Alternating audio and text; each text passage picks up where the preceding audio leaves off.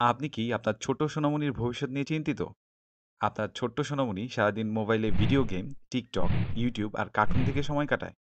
শৈশবে মোবাইলের মাত্রা অতিরিক্ত ব্যবহার শিশুর সামাজিক ও মানসিক বিকাশে বিরূপ প্রভাব ফেলে।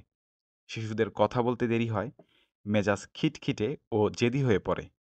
এছাড়াও চোখের ক্ষতি হয়। এই সমস্যার সমাধান হতে পারে একমাত্র ভালো বই পড়ার অভ্যাস। ছোট্ট সোনামণিরা গল্প শুনতে পছন্দ করে। সে গল্প যদি হয় সত্য এবং আল কোরআনের আলোকে, তবেই আপনার সন্তান গড়ে উঠবে ইসলামিক নৈতিকতা ও রুচিশীল মার্জিতভাবে।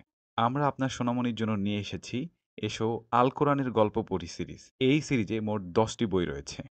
বইগুলো হলো নবীর জ্ঞান অর্জন, ধৈর্যশীল নবী, কাবা নির্মাণ, রানী ও তার সিংহাসন, পিতা পুত্রের কোরবানি, এক বিস্ময়কর স্বপ্ন, আসমানি খাবার, বিশাল নৌকা, অহংকারীর শাস্তি ও ছিন্ন ভিন্ন পাহাড়।